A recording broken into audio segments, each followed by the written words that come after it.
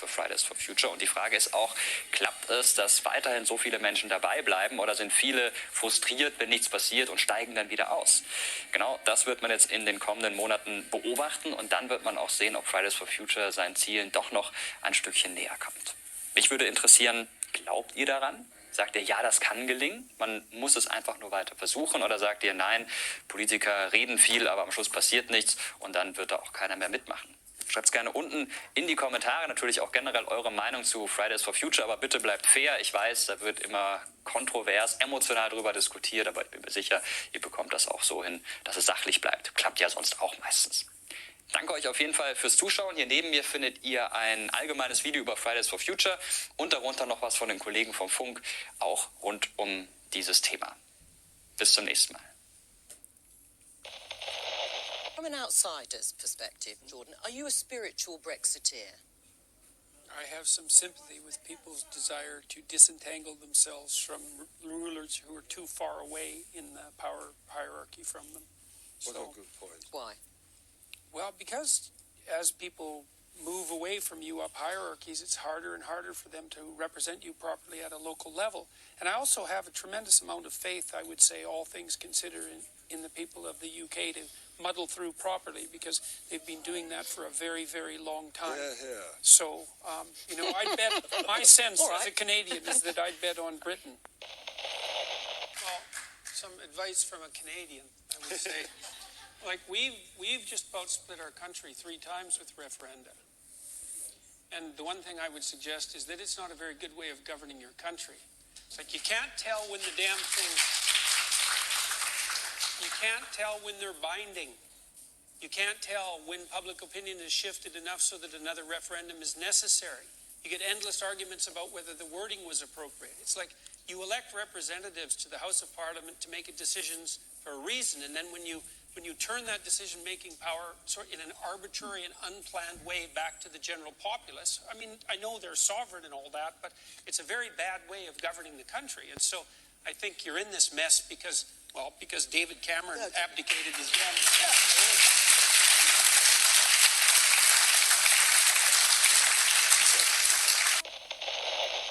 Can I ask your thoughts on Brexit? That's a question coming from the live chat. Yes, you can have my thoughts on Brexit. The other day, I was doing a lecture on the stories in Genesis, and one of the stories that I analyzed briefly, and this will be posted very soon, is the story of the Tower of Babel. And I've been very curious about that story. It comes after Noah's flood myth in Genesis, and it's a very interesting story. And what happens is that human beings get together and they decide to build a massive building. And the human beings that are building that building all speak in one voice. And they have this grand vision, which you might regard as a utopian vision, which is what I think it is, that they can build a building so high that within it everyone will speak the same language and it will reach all the way to heaven.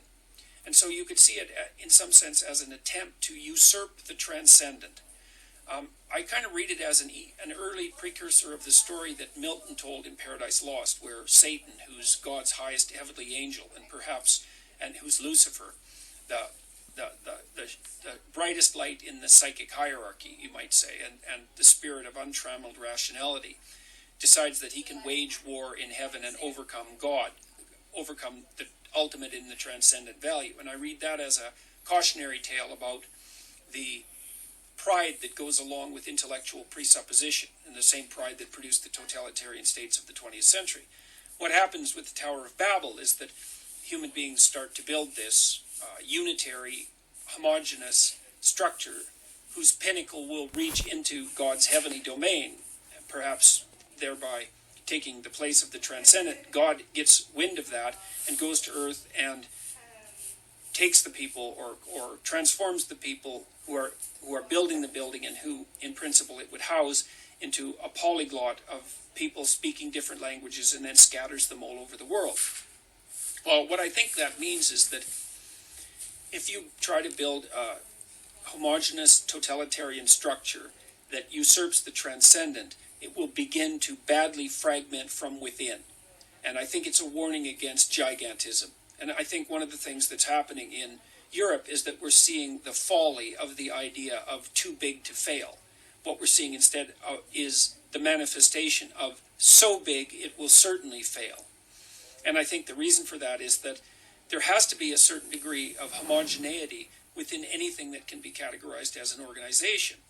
If the degree of heterogeneity within the organization becomes too extreme, and if the organization becomes too large, then it's very difficult for people to feel any affinity with it. They're going to fragment back into their subsidiary identity groups, and those might be national groups, for example, which seems to be what's happening in Europe. And then the whole thing is going to fall apart.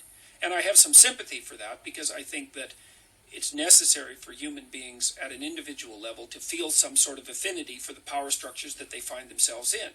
And maybe being 1/300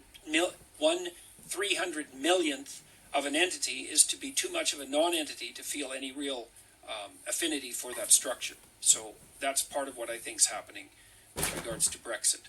So you were talking about Europe being around 300 million people. So why is a group of a similar size, which is America, will it face similar? You think the right and left can talk to each other? Sure. You think they speak the same language? Right. Right. So You see that fragmenting occurring. And they really are, not only are they speaking different languages, they really are speaking different languages. It's the right way of thinking about it. Yes, it's very, very dangerous. You know, I think the U.S. worked for a long time, first of all, because it didn't always have 300 million people. It's a lot of people to put under one umbrella.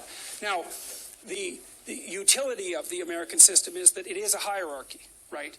There's individuals, families, towns, states, underneath a somewhat loose federal structure. And that's sort of, so it's not a monolith where everyone has to speak precisely the same language. It's got some flexibility built into its structure because it's formulated into components which have a certain amount of autonomy. And so far that's worked sufficiently well. Whether it will, and it'll probably continue to work. I mean, the Americans are a very, very robust people, and they've gone through things that are analogous to what they're going through now many times. God only knows, right? But it's a very dangerous thing to presume that the Americans are down for the count, because they have an uncanny ability to rise out from the ashes even stronger than they were before. But you can certainly see the danger lurking. In Europe, that's a different thing. Like, I think the European state is doomed, because I think it grew too fast. And it severed the connection between, like, there's not the proper hierarchy of identification. So, and people are saying, wait, Brussels? Like, who the hell are you guys? Why are you making decisions for us? And we don't agree with your decisions. And, like, are you sure that Greece and Germany can be in the same place? Because that's by no means self-evident, right? The Germans aren't very happy about it, and the Greeks aren't very happy about it. And one of the rules for making an organization is that it's a lot easier to make a functional organization worse than it is to make a dysfunctional organization better. And so you might say, well, you've got Germany and France and England. Well, let's say Germany and France, powerhouses, especially Germany, they can afford to bring Greece in. Well, maybe. But there's no evidence that they can afford it. So, I mean, Greece is unbelievably corrupt. No one pays their income tax. That's a big problem, right? And bringing them into a union at a high order has no effect whatsoever on the micro behaviors. And the thing is, the micro behaviors have to be rectified. And no one really knows how to do that. How do you stop a country where people don't pay their taxes how do you stop people from not paying their taxes? Why do we pay our taxes? Who knows? We could just all of a sudden decide not to. And the government wouldn't have the resources to run around gathering them all up. For one reason or another, it's become customary for people in functional Western democracies to pay their taxes. But why? Who knows? It would have been way easier for us just to do what the Greeks did and pretend to pay them, So they're too big, I think. And so the people on the right are saying, back to the nation. And, like, I understand why they're doing that, but the danger is the nation will subordinate the individual. And I do see it as another example of safe spaces. It's just scale's different. So, and that's why I think that the proper antidote to that, to both the chaos on the left and the order on the right, roughly speaking, is to walk the proper line in the middle. And we better do that because things are too chaotic at the moment. So it's not good. Maybe it's really good. That's possible. But we're in a state where, I really believe we're in a state where things could go any number of ways, and there's no predicting it. So, and I've never felt that, you know. I mean, I lived in the 80s, and, you know, political correctness rose up in the 90s as well. And I can remember a lot of what happened in the early 70s with the oil crisis and all that. So there were times when things were shaky, but they weren't shaky the way they are now. They're an internal shakiness rather than something that was a threat that was seemed to be imposed from the outside. And that's different. And it is associated with this intellectual war that's going on with postmodernism and neo-Marxism and all of that as well.